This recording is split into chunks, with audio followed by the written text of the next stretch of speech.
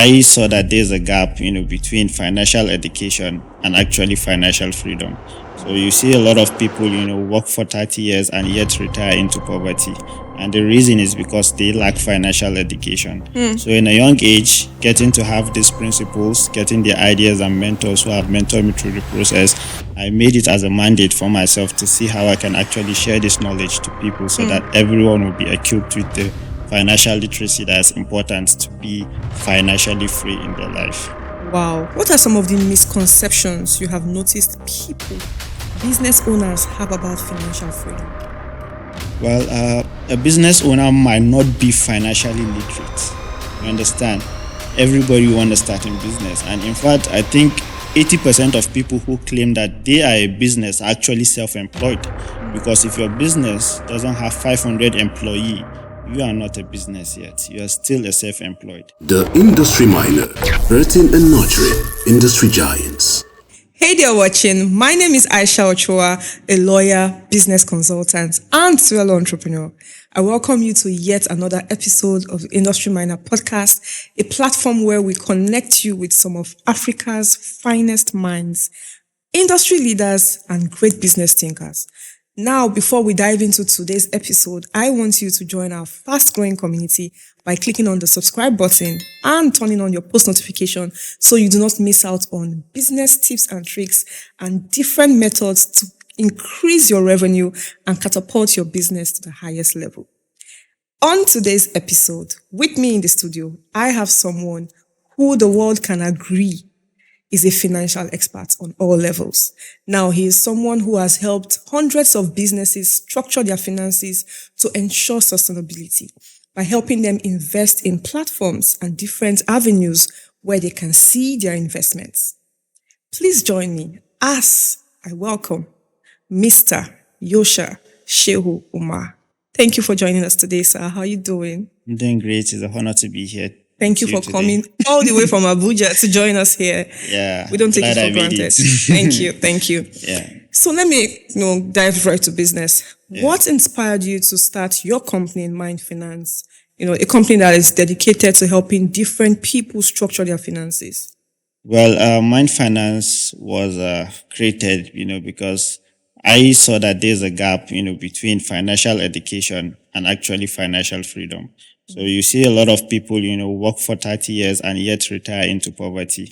And the reason is because they lack financial education. So in a young age, getting to have these principles, getting the ideas and mentors who have mentored me through the process, I made it as a mandate for myself to see how I can actually share this knowledge to people so that everyone will be equipped with the financial literacy that's important to be financially free in their life. Wow. So what's your definition of financial freedom? Well, financial freedom is anyone can have a level of it, right? For some, 100,000 naira a month can be their financial freedom. And for some, even 100 million might not be enough. So financial freedom is all about meeting up with the bills without having to stress yourself. Wow. Yeah. Now, a lot of people may contend the fact that they need a financial expert. So why do you think every business owner must have a financial expert in his or her corner?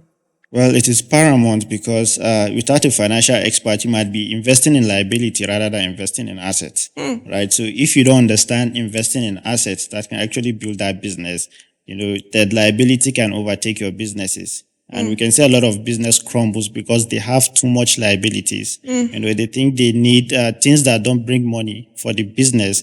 They reinvest their profit into it. And at the end of the day, that company or that venture, goes under the water. Wow. Amazing. I'm enjoying this session already. And I'm sure my audience can agree with that. Now, tell me, what are some financial principles? What are some key financial principles you think every business owner must have? Well, when you start a business, most people always think about how they could squander the profit. Now, when you look at the financial statement of big corporation, there's what they call reinvestment. Now, that reinvestment is what determines the growth of your company. If you take McDonald's, for example, right? They own lands, they own real estate. That's what makes the company what is what. not because they sell the best burgers, right? So how the company determine its growth comes to its reinvestment. When they reinvest in good assets, in good portfolios that can actually make an impact, in the world, then that can be a major growth for that company. Yeah. Wow. Wow, amazing. So let's talk about technology, right? Fintech, yeah. So how do you think technology has transformed the way people manage their finances? And what role is your company playing in this? Well, when you look at technology, it's actually a solution, right? Many people before cannot even track their finances, but today we have, techs that you can use to track your finances. When it comes to, when it comes to bookkeeping and the rest, earlier on it was done analog, but today we have, softwares, techs that will make it easier for you. So, and for my company, we are looking at, building more of this fintech, more of these tools that can actually assist people the easiest way, the layman as well, to have access to a tool that can actually give him some information, because the bridge between being unsuccessful and successful is information. So when we can bridge that information, then I believe it will help them in their growth. Amazing, amazing. I feel like clapping. So how do you think a business owner can reinvest profits? What are the right ways, a business owner can reinvest profits gotten from a business into, different avenues that can bring more profits? Talking about financial literacy. Yeah, now we're living in a dynamic world with innovations coming from every corner. Like look at digital finance. It's not like how it is before. So now reinvestment needs to be in a smart way. If you do your reinvestment the analog way, you might be making the wrong investment, right? So I think it is important you research what is the trend, how you could leverage on things like artificial intelligence. Make sure that your eyes, your thinking is towards the growth of the world, where the world is headed. So if you're not looking through that scope, then your investment might be poor. You understand? So just few years ago, I think 2 or 3 years ago, ChatGPT, it came from nowhere and now is one of the biggest growing company, right? So imagine those who shunned something like that, and today it's been one of the best in the world. So I believe CEOs, CFOs of corporations, they should not be limited to the analog way of doing business. The world is going digital. So I think they should keep that ego at the side and see how they can flow with where the world is headed. Yeah. Powerful, powerful. So, in your opinion, what are the key indicators of the financial health of a company? Well, it comes down to the financial statement as well. What is their current assets? Where are they investing it? What is their investment? On what asset are they reinvesting it? Right. So when you tell me your company is doing well, your company is valued at so and so ratio. Things I would like to ask is to see how your balance sheet is.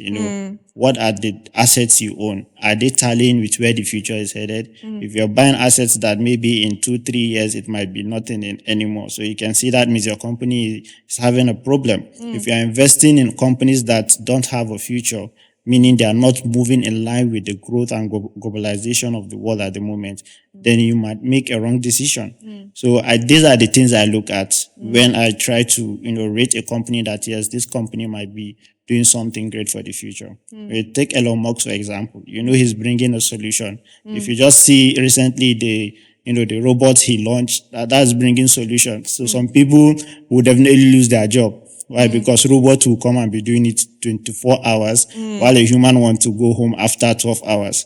So they cannot compete. So if you're not looking towards that growth, even your business might crumble. Yeah. Amazing, amazing. So what are some of the financial mistakes you have noticed that business owners make, and how do you think they can avoid them? Well, first thing, you need to leave emotions out of business. You need to treat business as a business. You cannot start a business and because it's profiting, you now be spending the profits, to things that are not meaningful to that business, right? So what am I saying in a nutshell is that you cannot be making profit and be buying cars you don't need. You cannot be making profit and be taking trips you do not need, right? You need to look at how you can open more branches of your business. You need to look at how you can get the most, best managers for your company, how you can afford them. Because even managers, it comes with affordability. There are some managers you cannot pay.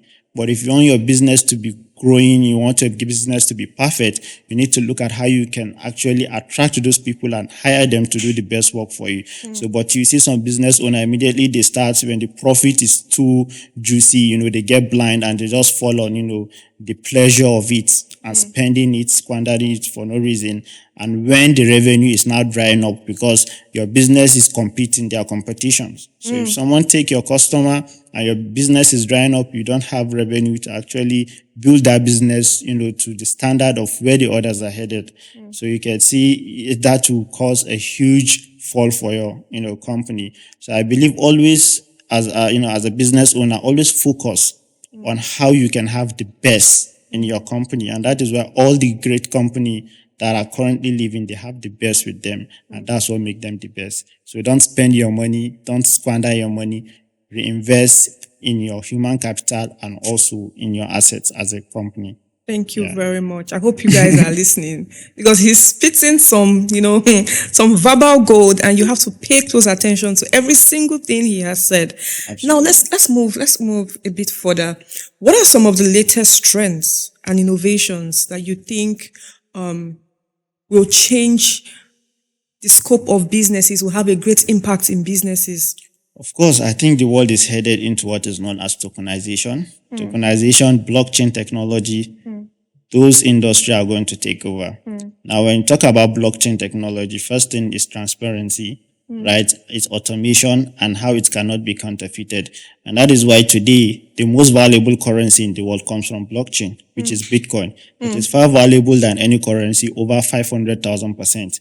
Far valuable by many companies, over 500,000%. So you can imagine just, something coming out from a blue moon, just 14 years ago today being one of the best performing assets in the world.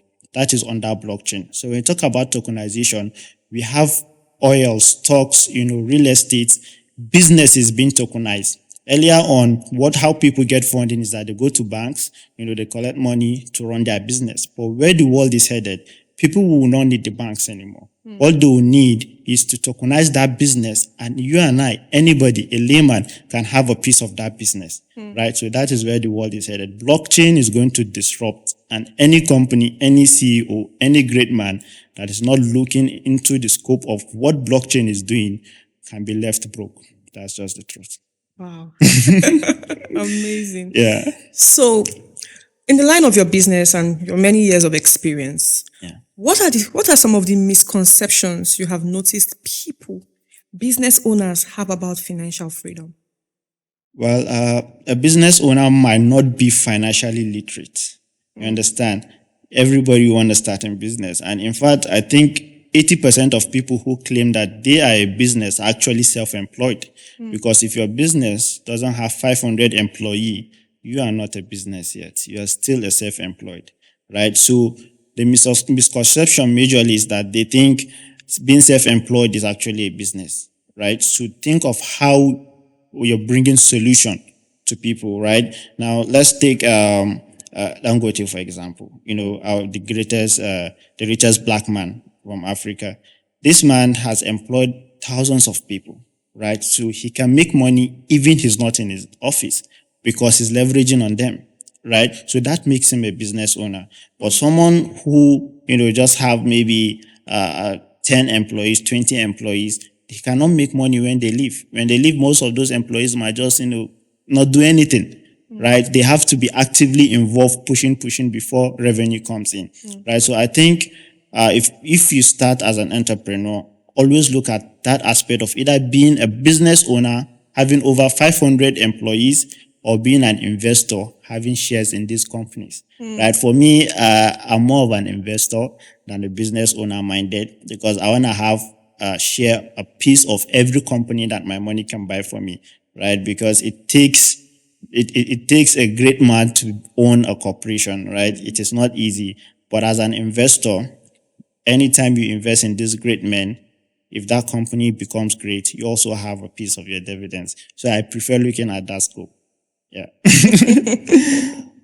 Amazing. So tell me, what is your long-term vision for Mind Finance, and how do you intend to continue shaping the finances of business owners? Well, Mind Finance, I see it as a group.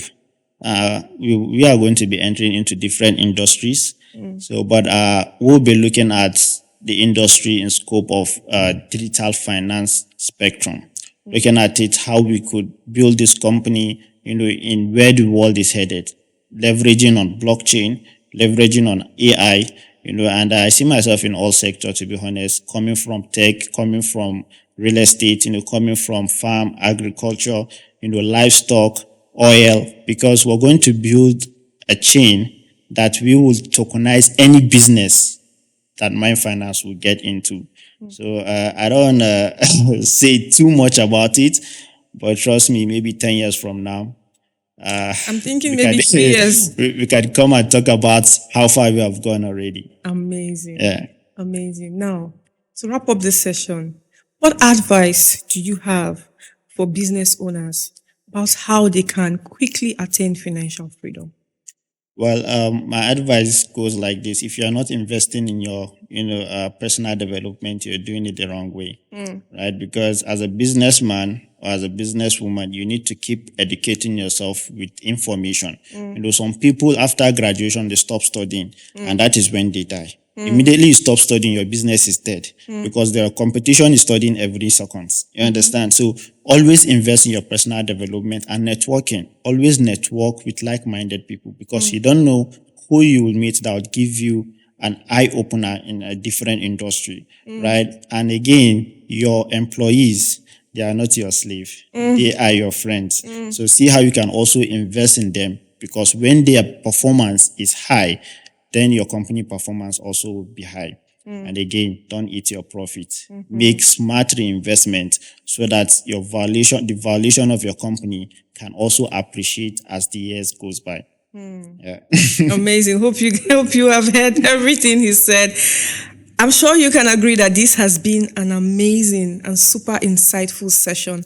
I personally do not want it to end, but I think we have all we need.